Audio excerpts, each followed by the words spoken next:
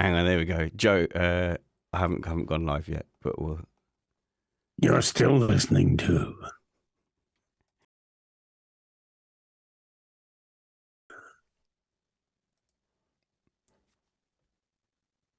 All right. If you can see me and hear me, we're just relaxing and we're just getting ourselves prepped to record Inside F1 with Joe.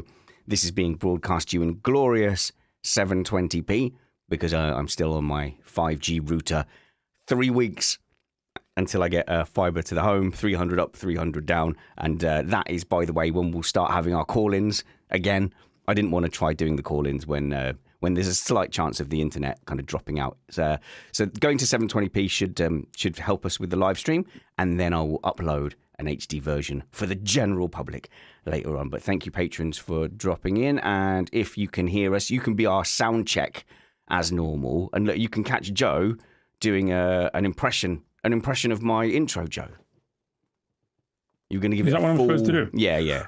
I thought I had to say purple burglar. No, that's the sound check. You are listening to Missed Apex. I do have a bit of a gravel. Such and such.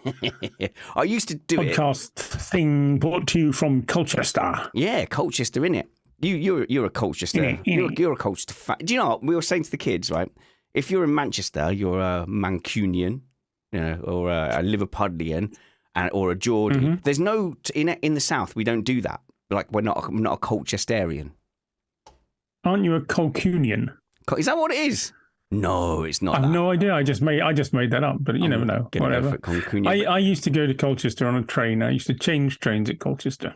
That was the big excitement of my life. In fact, I'm not even sure I did. I probably changed at Thorpe-le-Soken. But there you are. Familiar. Right, people. The stream should be just at the age of about 9. Since we've moved back here, we've been away for like 20 years, and I haven't lived here since I was a kid. But my wife wanted to live in Colchester, so for her it was her uni town. So, but coming back, you get a lot of childhood memories, and I've seen like the train line.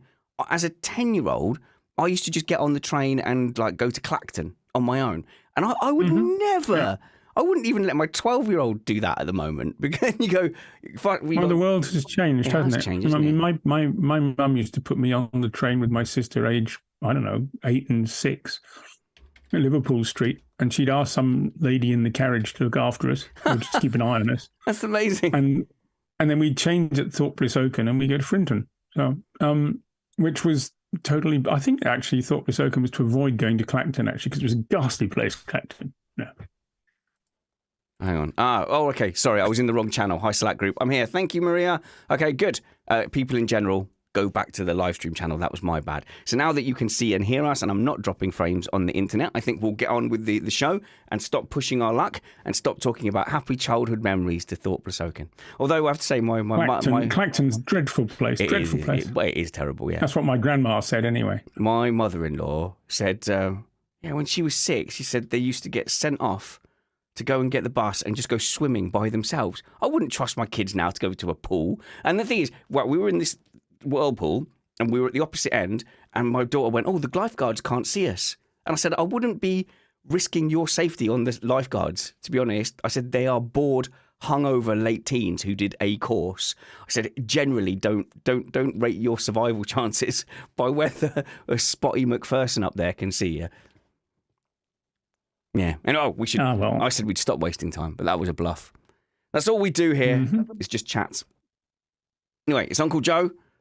It's me, Spanners, as well. We've got a tiny bit of admin to get through right at the top of the show, but other than that, we're going to take you inside F1.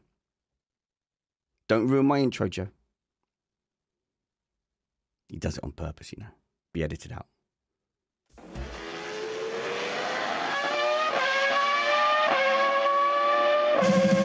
Help if I did the right one, wouldn't it? The one with the voice on it. You are listening to Missed Apex Podcast. We live F1.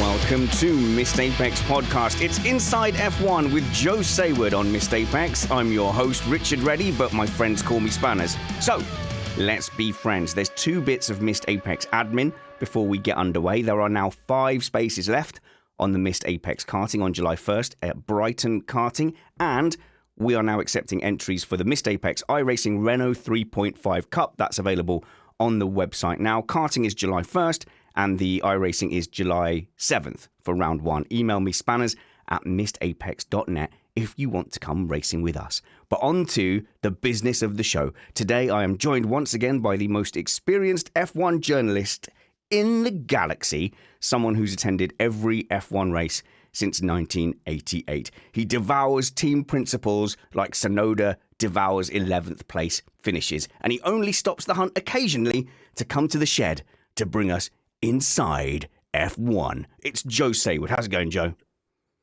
Very good. Very good. I'm not sure I devoured too many team principles. I spat a few out. But yes.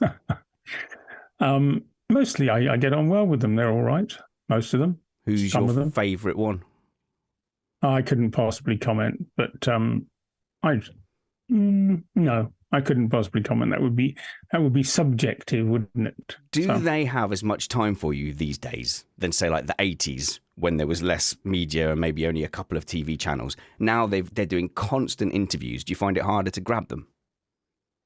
No, not really. There is a difference nowadays, and that is that there are, in fact, not more journalists around, not written word journalists. There's more TV. Most of the written word journalists are my favourite kind of bottom feeders who are not there at all. So there are actually a very limited number of written journalists working in F1 in the paddock these days. It's actually much harder to find reliable news sources now because on social media, there's so many of what you call bottom feeders. And it seems like what they do is they scour German and Italian press for a rumour, get a quote, frame it as breaking news, and those things go viral, unfortunately.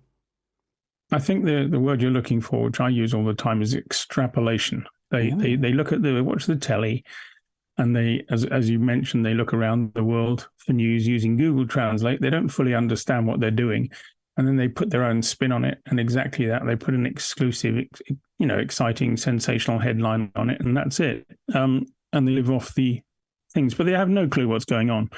So, at the end of the day, it's just clutter for everyone to get through.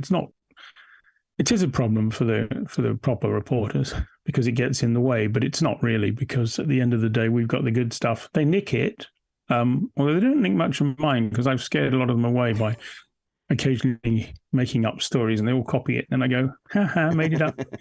And well, that's not a good advert for your. You'll tell us if it's made up, right? Well, I was going to say it's once every, I only did it. The last time I did it was years ago. And what you do is you change a number or something like that in a story so that if they quote it, you can say, well, where did you get the number from?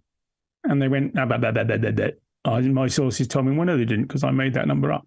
Oh, I see. Not like a wholesale, like Toto Wolff likes to eat dolphin meat. You don't just do that. No. You just do a little detail that they're going to use. Yeah, he eats 2 dolphins. As a result of that, they don't tend to go near me because they're a bit frightened that I might bite their fingers. Well, so yeah, they still do it, but they tend to sort of quote me nowadays, so that I'm the one who gets in trouble if it's wrong. And that's why we have your Uncle Joe, a superstar of F1 journalism, worthy of a fantastic and exciting intro with fireworks and everything and jet flyovers. And Mike, in our live chat, would like to know, did you enjoy the Miami Grand Prix driver introductions and associated razzmatazz? Well, to be honest, I didn't see them because they all took place in front of the grid. And so the whole grid was behind this big wall. And all I could hear was some droning rapper, I think he was, droning on and on and on, which wasn't awfully exciting. LL Cool J, Joe, come on. I don't care who he was, but he was just droning on, and nobody was paying much attention. And the drivers didn't seem very excited. And I don't get it, but if that's what the Americans want, that's what the Americans can have. It's probably better than the last time when we had the very strange man in Texas sort of going, and here he is, ladies and gentlemen, the most incredible guy from Busted Flush, Illinois. This kind of rubbish. But if that's what they want, fair enough. I don't care.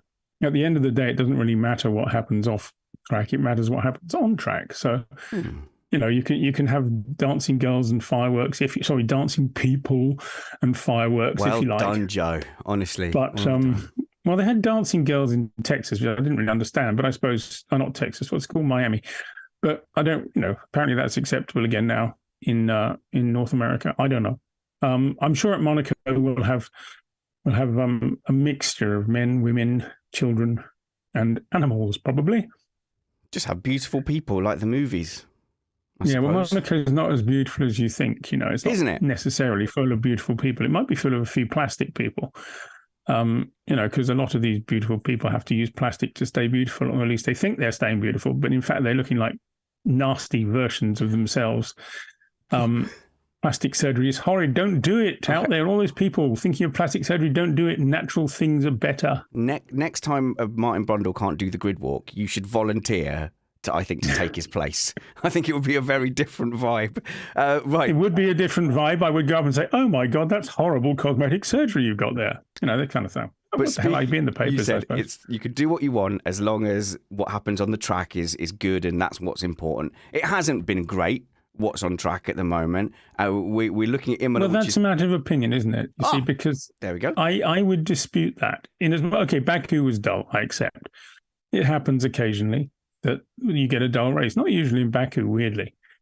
I don't think Miami was dull, but I fully understand why people who watch it on telly don't see the full race. They only see the bit the telly wants to show you, which is what going to the races and being a spectator, and particularly what I do, which is lap charting. There's always something exciting.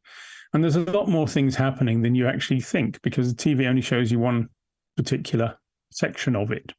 So, I can see why it would get dull, but I don't feel races are that dull at all. So I know after every supposed dull race, there's always a period of when nobody's got anything to say, so they have a quick post-mortem about, we need more overtaking, the usual routine.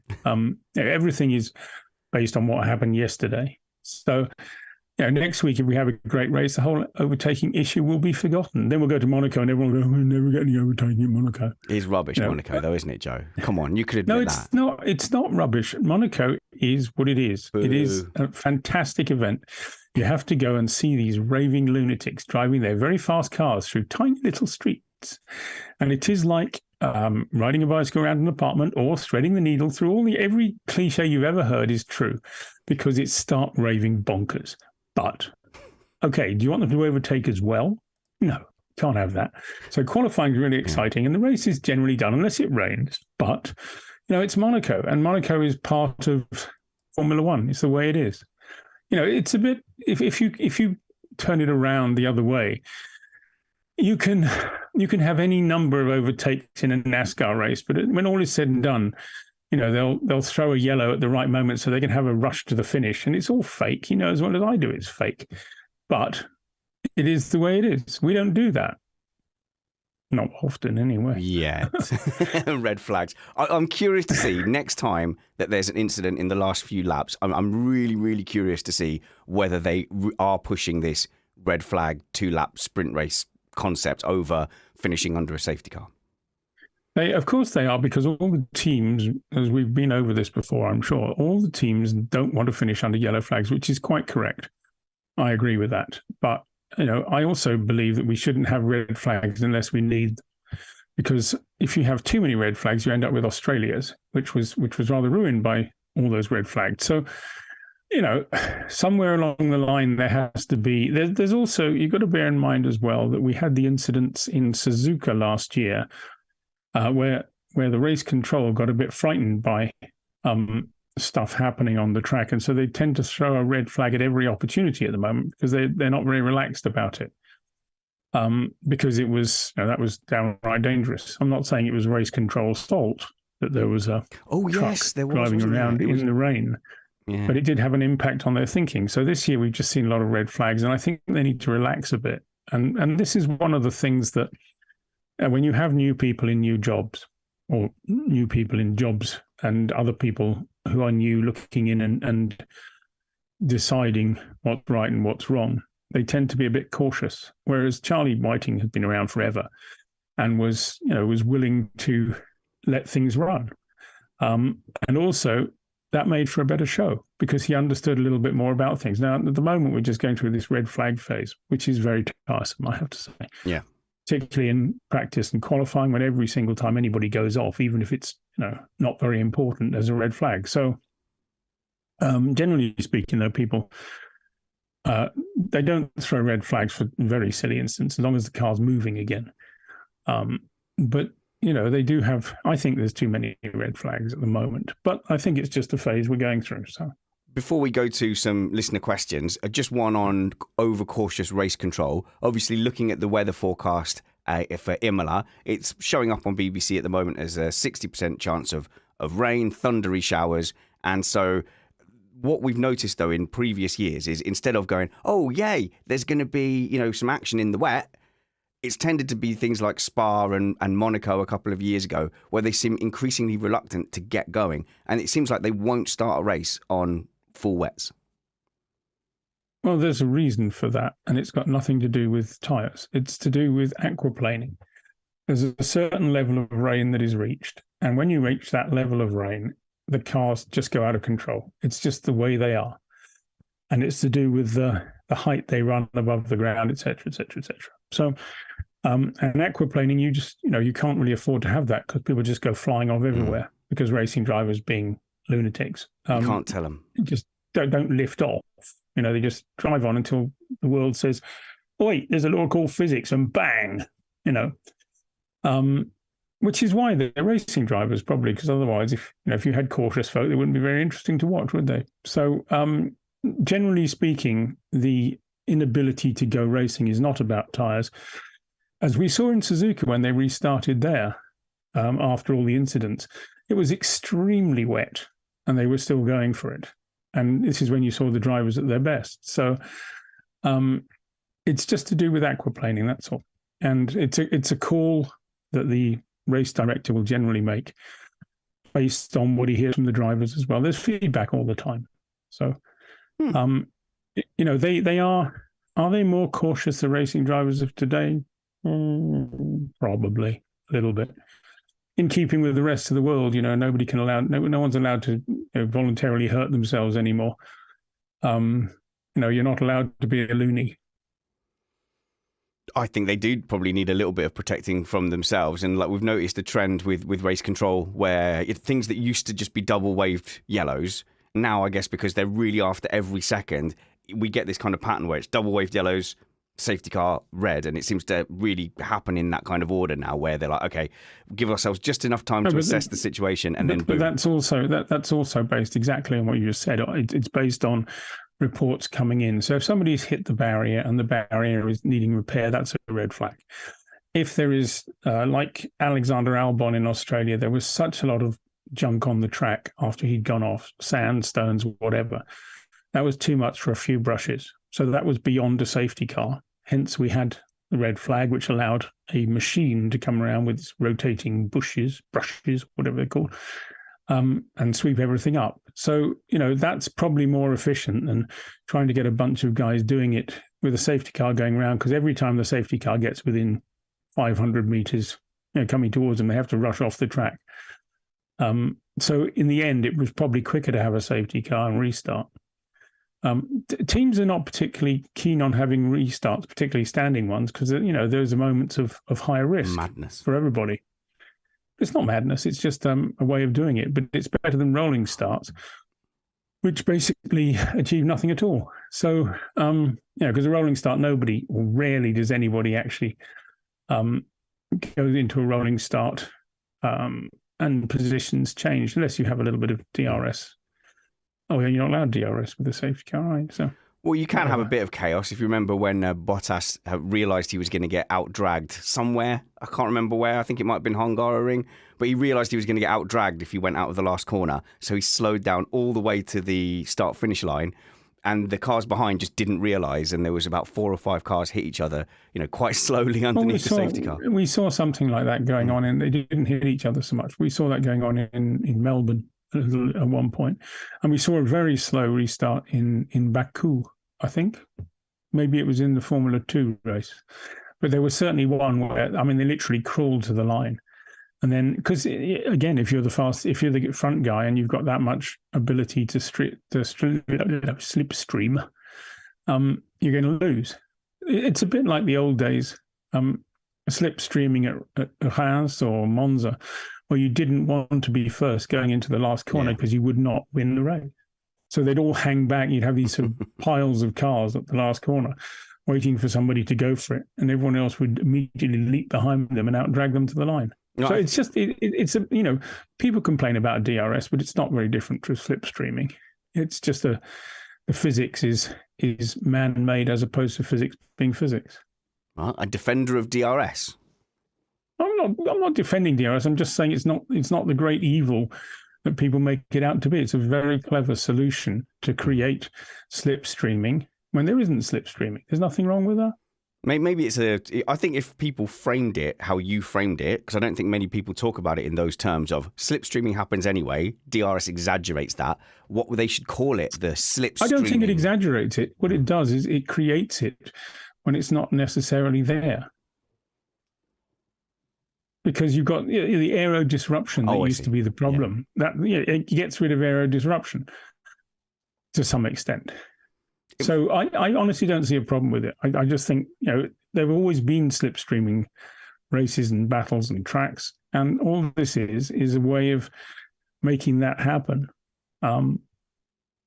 when it wouldn't normally be able to happen.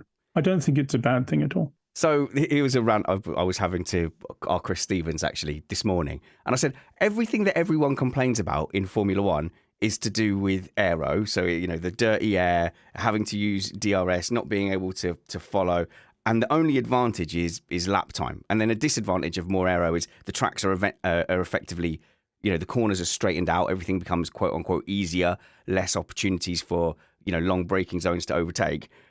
All of this would be solved by just ripping off the front and back wings, but it's never going to happen.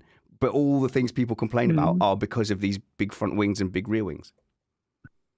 I mean, it's just it's science, really. At the end of the day, it's the fault of science. You can't blame curse you, science aerodynamicists. The other night, by accident, actually, because there was something really. Oh, that's right. The Eurovision Song Contest was on, and it was so awful. So good. It was so good. It was so awful that I changed channels, and I chanced upon the IndyCar race from Indianapolis Motor Speedway, and it was duller than toast. I've got to tell you, they've got push-to-pass buttons. Now, I'm not a big fan of push-to-pass buttons because what's the point?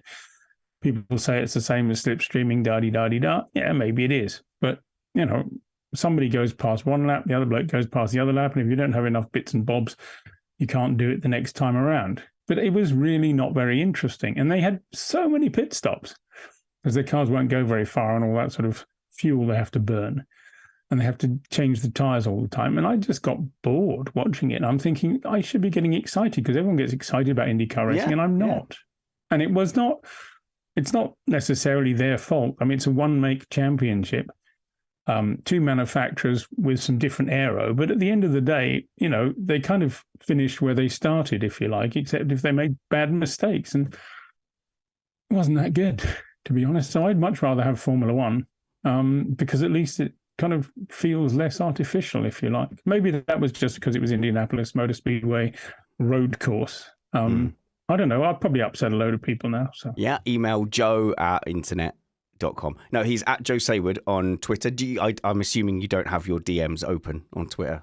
That would be a disaster for you, wouldn't it? I think I do, actually, yeah. I wouldn't know how to turn them off, to be honest. I get messages occasionally, so I must have them turned on, mustn't I? Go spam Joe, at Joe Saward on Twitter. And for the record, Finland were robbed. That was a jury stitch-up. What, was Valtteri Bottas singing or something? Eurovision. On to listener questions. Oh, he would have been representing Australia these days, wouldn't he, with his mullet? And what is Australia doing in the Eurovision? Never mind. No, let's go to the listener questions, because Eurovision, that could be a whole new podcast. Okay, this is a nice personal one from Adam S., who just asks, Joe, what track do you enjoy working at the most, and which one do you enjoy working at the least? I think it's a nice question. Oh, that's actually a very good question. The least favourite is possibly Monaco, because it's just difficult. All right. Yeah, it's difficult. The marshals are. Can I use the word? No, better not. Anyway, the word that begins with D and ends in head. We say turnips around here, Joe. Oh, turnips, do they? Well, the marshals are turnips, and they've got this arrogant complex that the Automobile Club of Monaco has about how they know how to run races and nobody else in the world does, which is utterly absurd, as they obviously haven't been around the world enough to see that they are ancient history these days and the way they organize things. I think Formula One is beginning to kick them into some kind of shape at the moment, so that they learn that they're not the world's greatest motor race. But they've still got a long way to go. In terms of my favorite ones, what's my favorite one? I don't know. There's lots of nice, easy ones that I enjoy doing. Basically, anywhere that's got easy access to the paddock. If they put you in a tent on the wrong side of the racetrack, oh, hang on a minute, that's what we're going to do in Imola next week. Given that also a muddy car park after last year, there was a sort of Passchendaele version. But anywhere that the access is difficult, or where things are split up, I hate that. Where you have teams spread into 2 or 3 different places, so you can never find the people you're looking for. That's annoying. But otherwise, it's just wander into the paddock, have a nice time. Excellent. It would be nice to see racetracks. Some of the circuits have got this mad belief that journalists don't need to see what's happening on the racetrack. So what's the point of us being there at all, is my response to that. Obviously to talk to people, but it always helps to be able to see the racetrack, because you can be amazed by, look at those cars, they go jolly fast, don't they? Yeah, and look, that one's just crashed into the front of the Maserati building or whatever it is. Is it Bugatti they put at the final corner in Monaco this year? There's a new thing. When you go to Rascasse, you'll see a great big new Bugatti building there. Which will look very flash compared to the old ship Chandlers that used to be there for 100 years. I won't, because I'll be in a shed as usual, Joe. Sorry. But you can watch from TV, you know, there's that black box thing. You know what I mean? Well, there we go. Thank you, Adam. That's a great question. I did not expect that would lead to Joe agreeing with me that Monaco's rubbish. Finally, after all these years, Jared asks, what's wrong with McLaren this year, Uncle Joe? If you were CEO of McLaren, what would you do to fix it? If I were CEO of McLaren, I would probably load a pistol. Jeez, that's unkind, isn't it? A little. Joe, what would I do? Well, first thing I'd do is I'd change the technical staff a little bit, because obviously there's a problem with the car. It's not as good as the others. And they've sort of done that already, but it's very hard to get new people, and it's very hard to get new people in a hurry. And it's very hard to get new people if your team is not showing much in the way of potential. So, this is one of the problems. It's one of the problems that a lot of teams have. Ferrari has the same problem. Who the hell wants to go to Italy and walk into a crossfire, which is what's going on at the moment? So they're struggling to find people. And if you want the best people, you've got to have the best environment in which they can work. And that's a problem. So, I mean, Woking's very nice, and the quality of the stuff they've got down there is good. But it does seem to be a little bit, what's the word I'm looking for? Disjointed at the moment. I think it needs a bit of clarity as to. I mean, I quite like the look of Stella. I don't know him very well, but he seems to be getting the hang of some of the things that need to be done. But of course, it just takes time. And that's, this is the same thing. I'm sure we'll get around to Alpine at some point. It's the same thing at Alpine. You've just got to have time. And if you're the boss or the CEO of Alpine, Mr. Laurent Rossi, has arrived thinking that things will change overnight if he shouts at people, that's possibly not the right approach. But, maybe it'll work. Can I ask here, Laurent Rossi, he was originally, wasn't he sort of in line to do the team principal job at some point? And then... No, not really. Or did he want to do it? No, he's the CEO. He's got far too many things to worry about to be a full-time team principal, which is why he hired Otmar. And now Otmar hasn't achieved the start to the season that they want to see.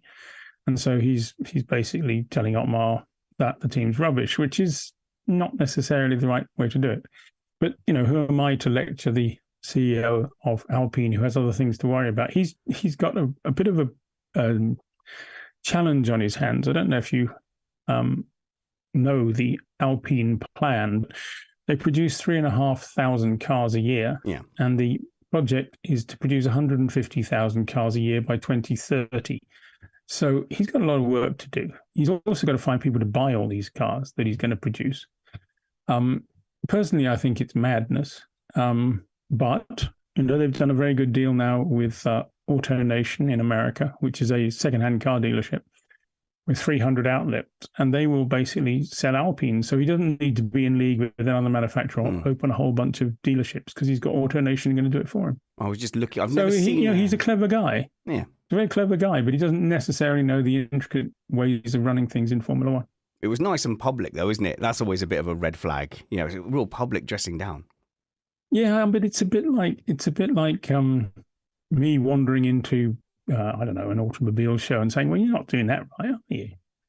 I have absolutely no qualification to do that. I could do it if I wanted to. I could write about, I went to this car show and all the cars were lined up wrongly. It doesn't make any sense. And what are these half-naked ladies doing? We don't do them anymore, do we? Things like that. It is, it's best to do what you're good at. And to try and do things you're not good at, but think you might be good at, is not necessarily a good idea. I used to have an editorial policy on this podcast. I'll give up. Between you and Christian Pedersen, there's no point. It's just too much work. Right, let's move on. Let's move on a little bit because I got distracted there looking up Alpine road cars because I don't think I've ever seen one. They look a bit weird. No, they're beautiful, beautiful things, usually in blue. Yeah. And they look like Alpines from the 1970s. I prefer a Porsche. And if you want the full details, they wouldn't exist were it not for Caterham cars having put some money up to convince Renault to go in league, and then Caterham pulled out, and so Renault kept the project. Fascinating. Well, there you go. Check out a Renault, or would you prefer a Porsche? As Stuart Neal asks, have Porsche just given up on F1 now? Yes. Oh, there you go. Not normally. Well, they might try and they might do something in the background with somebody, but I doubt it because they haven't got the wherewithal to do it at the moment, and they're behind the game because Audi got there first, even if they are the sister company. There's a weird relationship between Audi and Porsche that nobody can really understand. They're supposed to be sister brands, but they hate each other with a passion and would kill one another easily enough. So. No, it doesn't look like that's going to be the case. Having said that, if somebody came to them with a pile of money and they had time to do it, they might do something. But they're a little bit behind the game now because they haven't got the time. And they were just looking to sort of take over and co-opt an existing entity, weren't they? No one's seriously thinking about starting an F1 team from scratch anymore. What do you mean? Like, would someone come in and go... Manufacturer? Yeah, right? Someone's going to come in and go, right, I'm going to build my factory. Cadillac's, by the look of it, with Andretti, obviously. There's... The thing that people in Formula One don't understand about the car world is that car manufacturers have got lots more technology than the average Formula One team does. Formula One teams think, we've got the best this, we've got the best that. But, entire car dynamic simulation and things like that, Formula One teams, if there are any, it's very rare. Whereas car manufacturers got loads of them, and simulation technologies and all the rest of it. They've got lots of capability. They've got hundreds of people working in battery development, whereas Formula One teams might have 4 or 5. So there's a whole lot of stuff that can be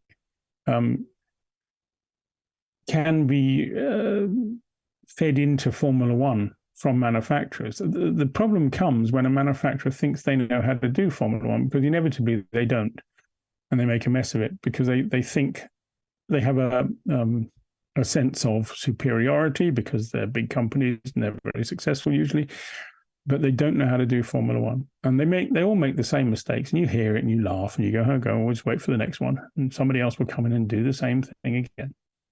Thus far, I have to say, Cadillac is not making noises like that. But I think they will eventually come in with their own engine. I think they have to in order for Andretti to get an entry.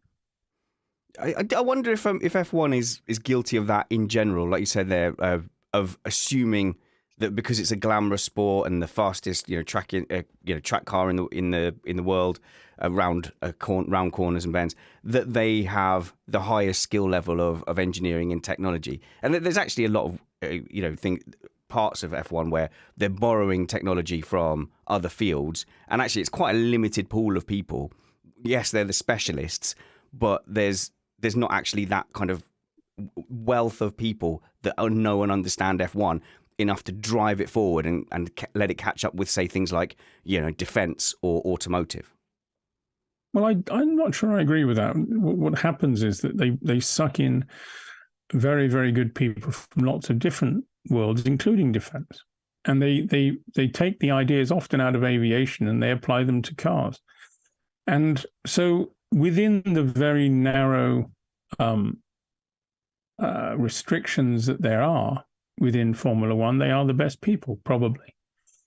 But, if you put a Formula One person into a big car company and told them to fix a problem, they probably wouldn't be the right people to do it. But vice versa, if you put a CEO of an automotive company into a Formula One situation, they definitely wouldn't know how to do it because we've seen it done too many times. So, I don't think you should underestimate what Formula One does and its ability to innovate. But I do think that that car companies need to be very careful that they don't screw up.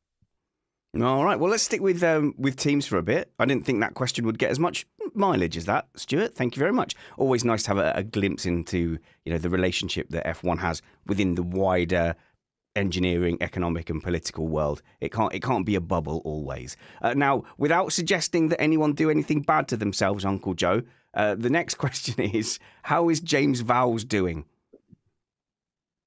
Well, James Vowles is doing very well. Yeah, he seems nice. If you look at the he's a jolly sensible chap. He's perfectly qualified to be a team principal, and he seems to be doing all the right things. He's not shouting at people. He's not making wild claims. To be fair, Alex Albon and Logan Sargent are doing far better than they were expected to do. Certainly in qualifying. We've seen Williams is in Q3, for goodness sake. Think about that for a minute. It's quite remarkable. Yeah, you're looking it up, aren't you, to make sure I'm right? I was actually, I was actually looking up the quote from James Vowles recently, where he sort of said that Logan Sargent might need to kind of tighten up a little bit. So it shows you that the standards are high, because I didn't think Sargent had done that badly. He looked really racy on occasion, but I think he didn't do a bad job at all this year. But he had he had a very bad race in Miami. But that doesn't mean you're judging everybody on the last race. Everyone's saying Nick de Vries, he's had a couple of bad races, therefore he's in the skip, and they're going to put Daniel Ricciardo. Well, Daniel Ricciardo had a whole season of bad races. Why would they put him back in there? There is this tendency, and it's driven by the loonies on the web, of reacting to everything that happened last weekend and then forgetting it 5 days later. So, I don't think what we're seeing at Williams is a slow process of identifying the people they want and then going out to get them.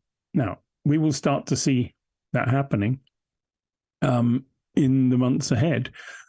You'd want to be seeing somebody picked to be the new technical director sometime soon. But having said that, if you're looking for the right person, not necessarily the right person by a certain date, you've got different options available to you. So it might be best to say, well, actually, we're looking for a technical director who will make sure we're all right in 27, as opposed to caring too much about 24. So there's lots of elements to it, but it's because they're not going to fix the problem in 24. They're not going to make Williams a winner again in 24. They might be able to do it from 27 onwards. And that's the thinking you have to have. And this is something that a lot of people don't understand, which is you can't just turn a team around in 10 minutes. Now, if you're Lawrence Stroll and you have all the money in the world, you can turn it around in 3 years. But he's still not winning, is he?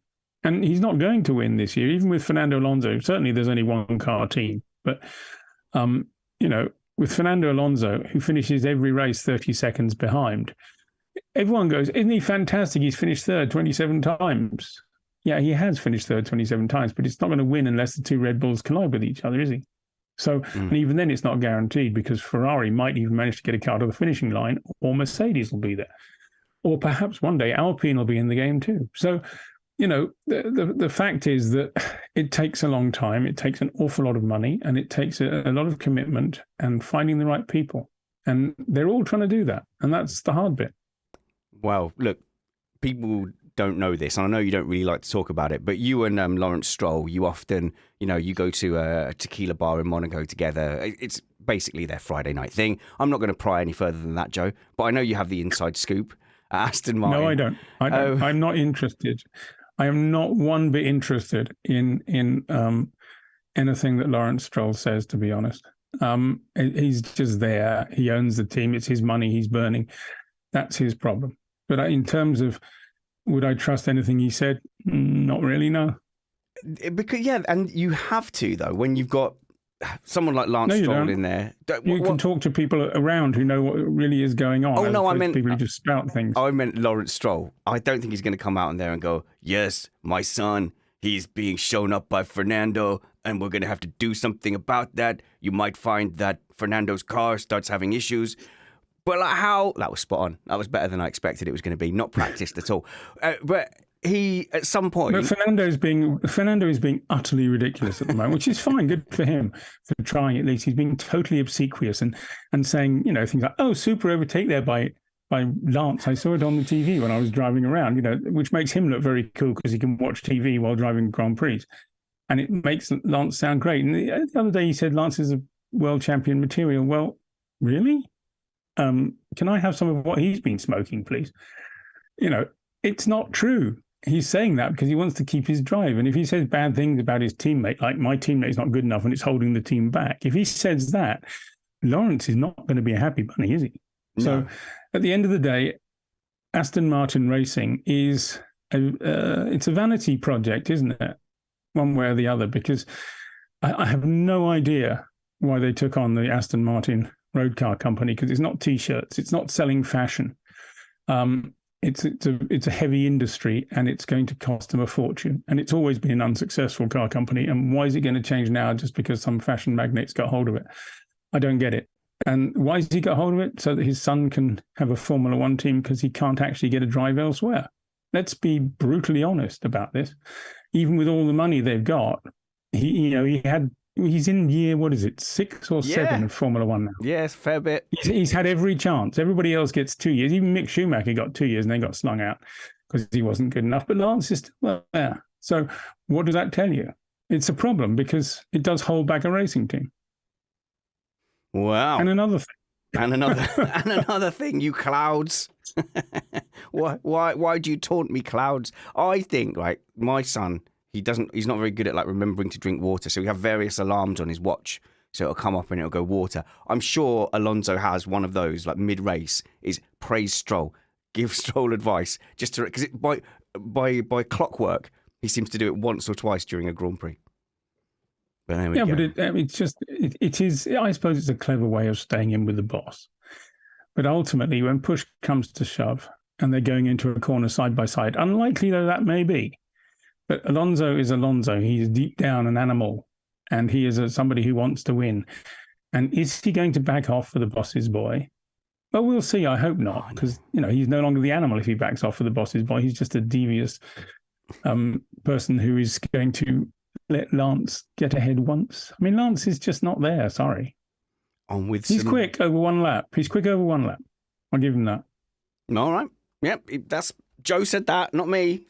Getting DM Joe, right? DM Joe.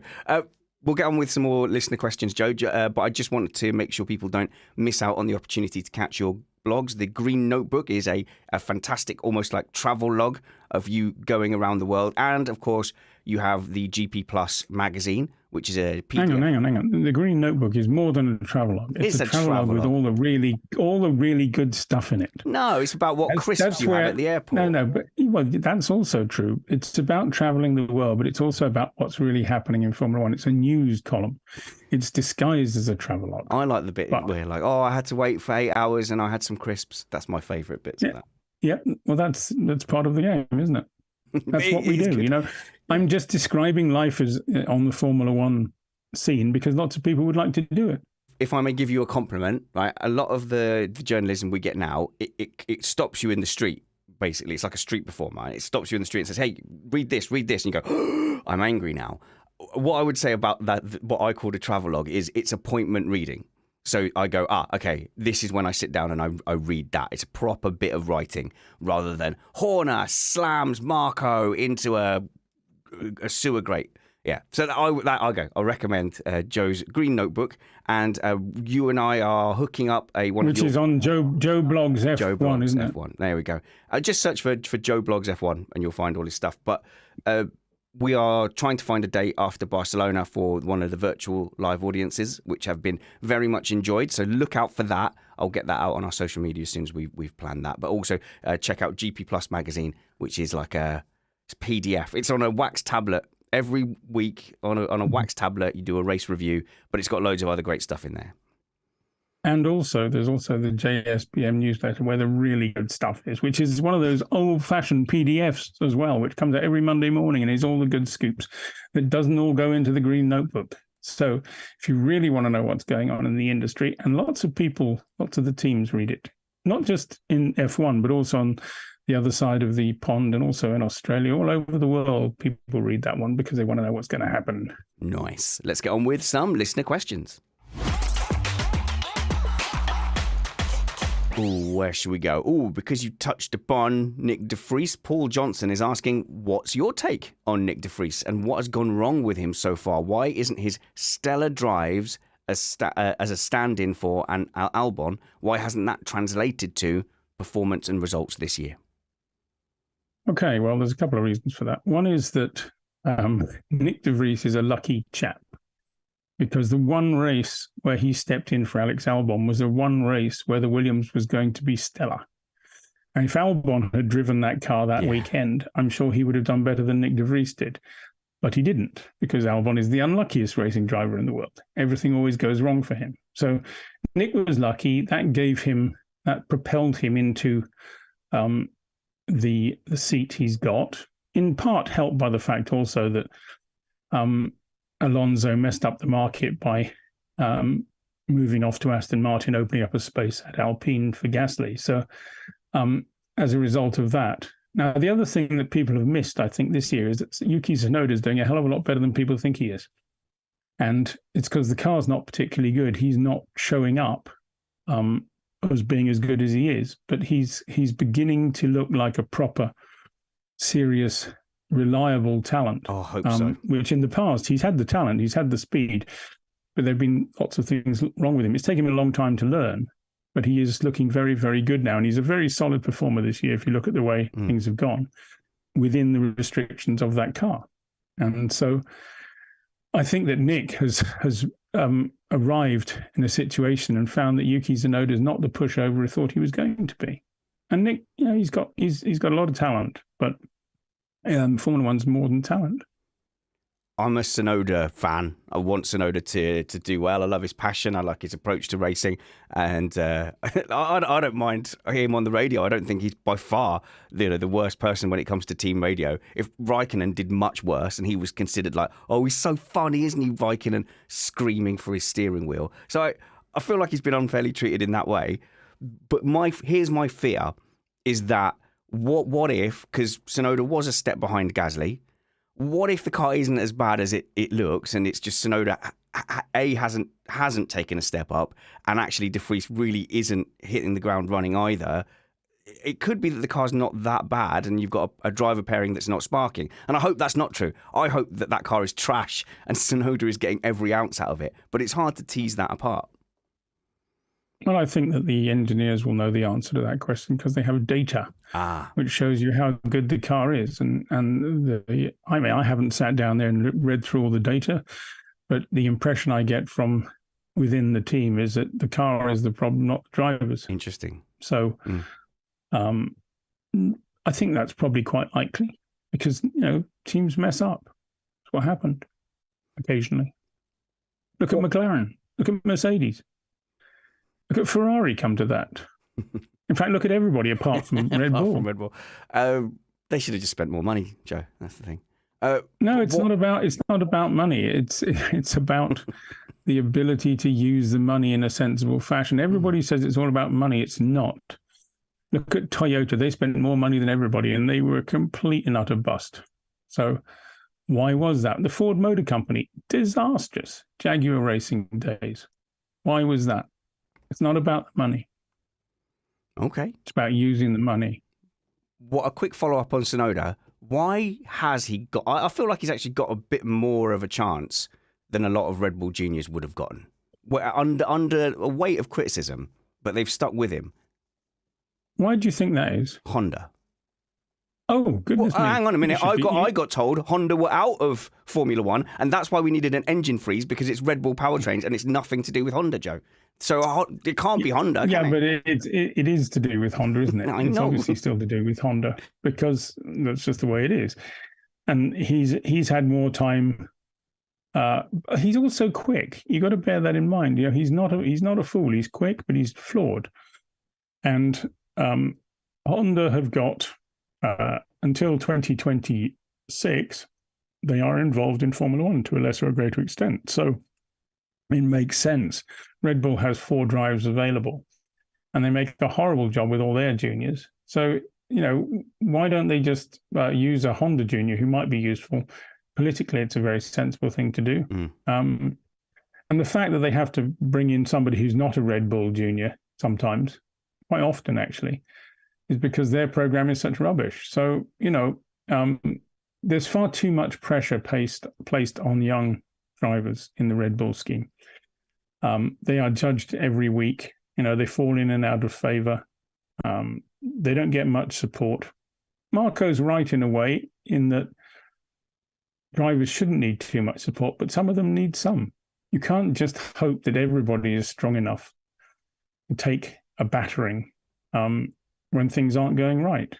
And nowadays, of course, everyone's so hung up on mental health issues and all this sort of stuff. As they should be, Uncle Joe, as they should be. I'm not suggesting that they should or shouldn't be. What I'm saying is it doesn't help young drivers. The fact is that if you look at the other schemes, there's a lot more support for them. But honestly, how did the world ever survive without all these crisis management teams rushing to people's aid? How did we ever do it? How did we get through all this stuff? How do we go through wars? I don't know. Without cancelling, how did we do it? Well, that's us cancelled. Good. Well, that's the last ever Inside F1 we're with Uncle Joe. No, but it's a perfectly valid point. I honestly, I think my serious answer to that is that things were worse.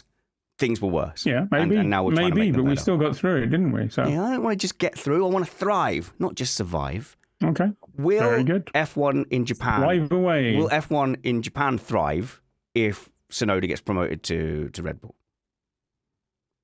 F1 in any country thrives if the driver or a driver from that country is successful. If we have a driver from the United States of America who is successful, F1 will thrive more than it is thriving already. If we have a successful driver from South Africa, there will be a South African Grand Prix. There are very clear elements that make this all obvious, really. I mean, if it's possible to find a woman Formula One driver, we will have a huge, bigger audience of ladies. Perfectly reasonable. Well, F1 Academy's launched.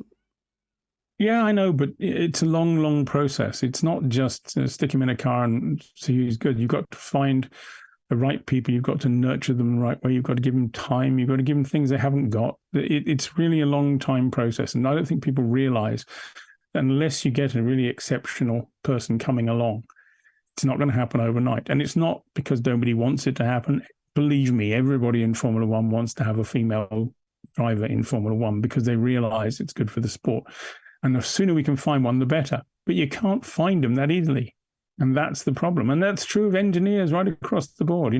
Gradually we're getting more and more.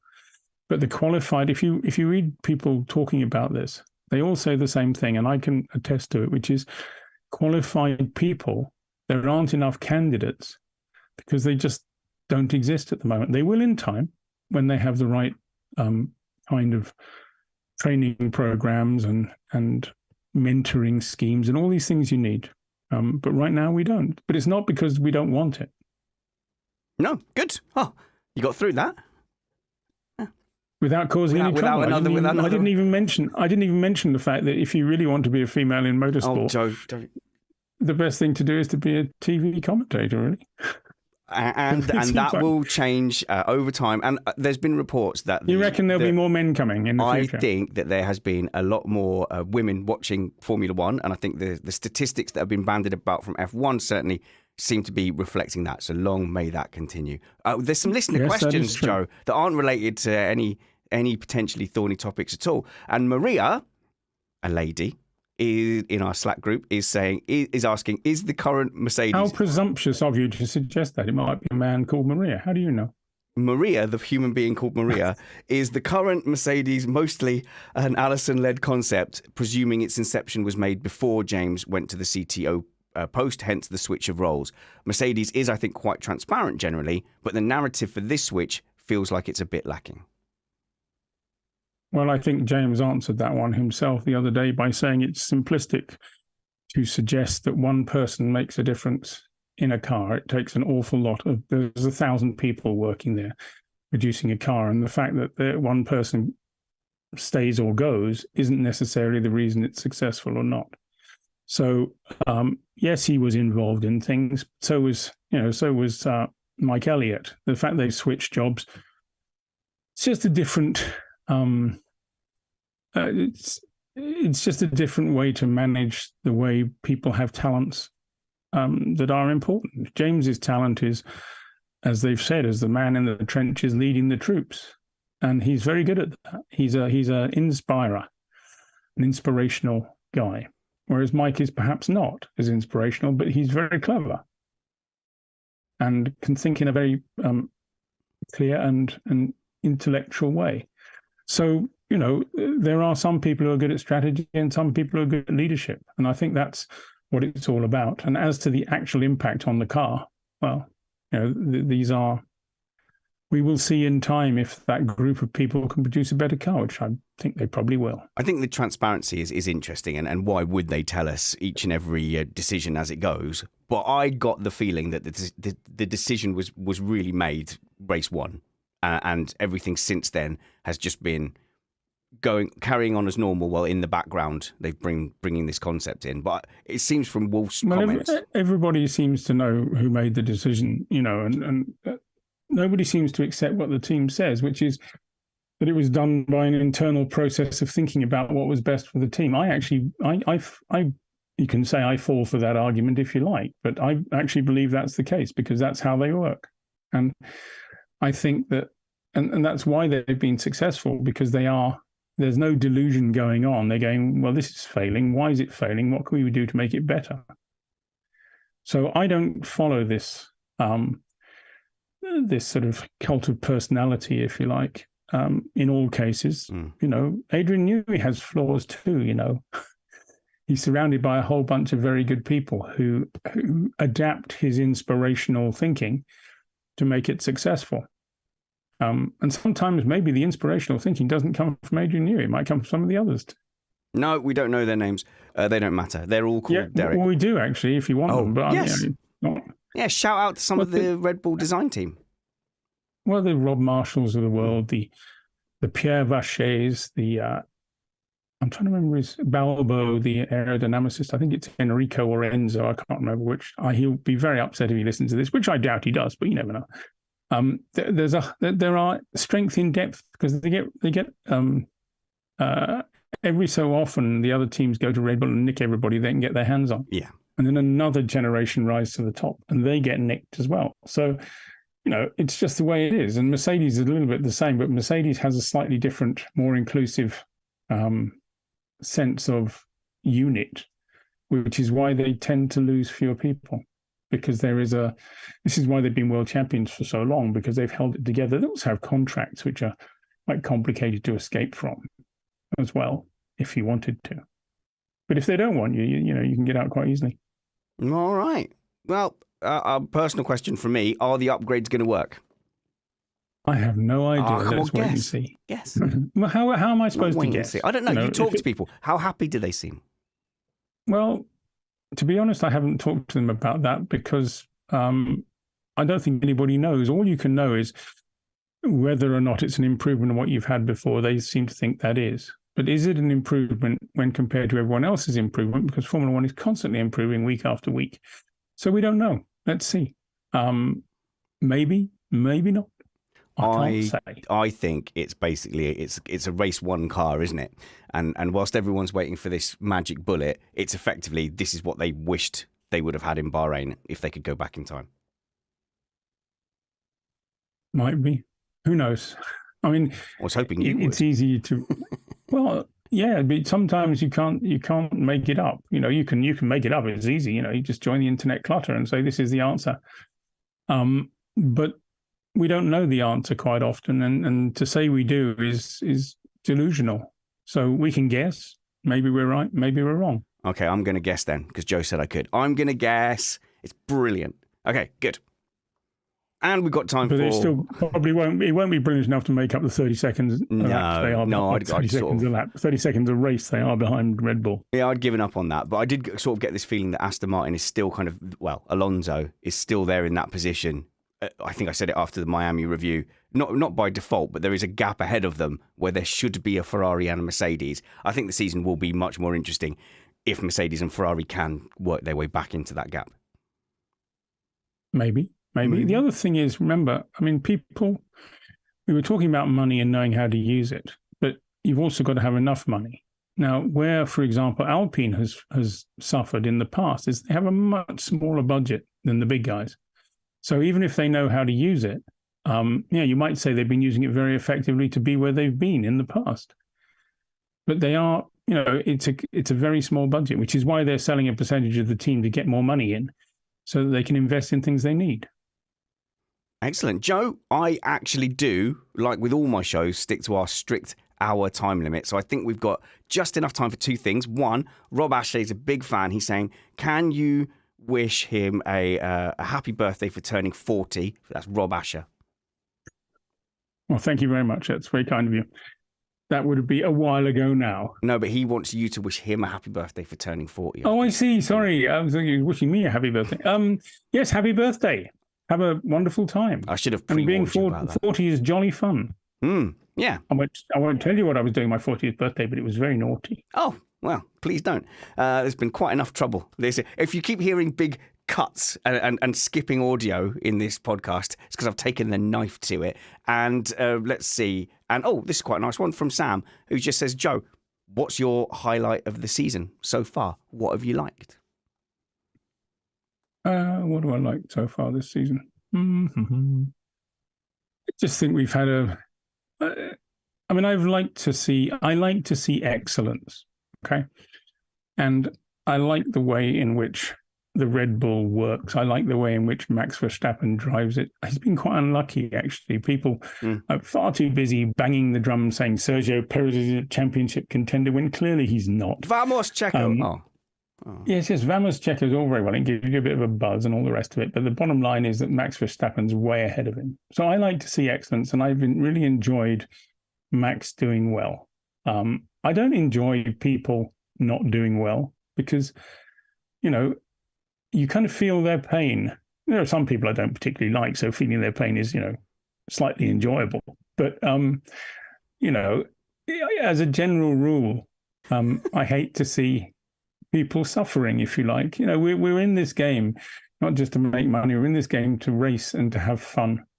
And, I like to see people having fun. And when Max Verstappen wins a race, he might play it down and pretend that he's not overly happy, but he's delighted every time he wins a race. And every time he doesn't win a race, he's not so delighted. So it's just human beings, really. And that's sometimes forgotten in Formula One, is that we are all human beings. We all have feelings.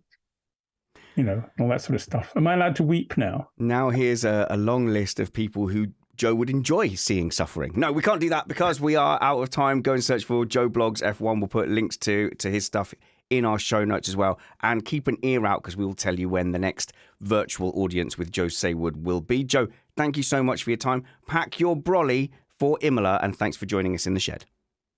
I'm taking gumboots as well, because after last year's mud bath, gumboots are a good idea.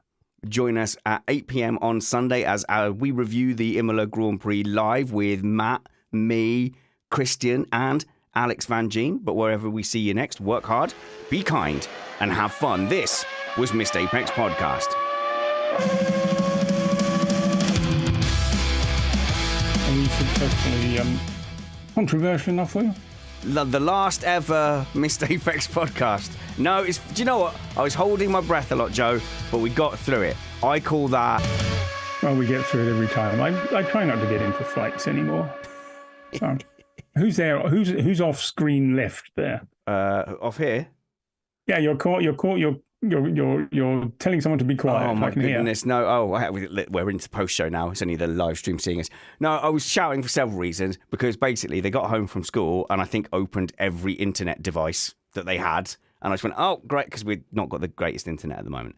And then I was screaming because my boy's he turns 13 today, so I've been waiting all day for his present. He's getting a drum kit. It's going to be nice and loud. But I've never had a teenager before. So this is my first day of having a teenager. I'm assuming it's going to be like Kevin and Perry. "Oh, it's so unfair, Dad. You never let me do anything. You're not my parents." And all the rest of it. But I'll give him a drum kit's always a bad way to start. I know. But how old am I now that I've got a teenage son? I'm not old enough to have a teenage son. How's that happened?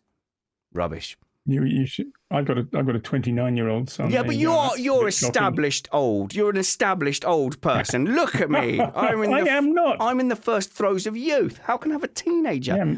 It's not like I had him young either. I waited ages. Oh well. We all think of ourselves as being in the first throes of youth, even me. It's all over. See you later, guys. Thanks, Uncle Joe. Okay. See you later. Ciao. Bye. Recording. Hey, oh, look, I did it again. I forgot to mute it. So I'm here now. Bonus ramblings. Because, after Miami, was it the Miami review? No, on Sunday, where I didn't mute the mic after we went into this bit, just because we changed the system. So I forgot. And so I saw someone in the live chat say, "Don't tell them." And that's when I realized and went, your mind quickly goes back and go, "What did I say? What did I say?" So you always treat a live mic, a hot mic, as if it's on, you're picking up. So in the shed, in my studio where I am now, I am like as good as gold. Like I don't do anything in here that I wouldn't accidentally let be streamed. And I had one on local radio where obviously between songs you're chatting and everything. So this newsreader came in, read their news, left their fader and their mic on, and I didn't know, and it just so happened. It was lucky that between all segments and songs and everything, I just happened to be quietly looking at my phone. But there are other times before that where I would have been like yelling at the producer, like, you know, in a nice way, or having a laugh, or making jokes, or talking about the guest that had been on, and then after that was a big wake up call. It's like, no, every mic is a hot mic. Every mic is live to the internet. But there you go. I'm going to go now. I'll play the podium thingy.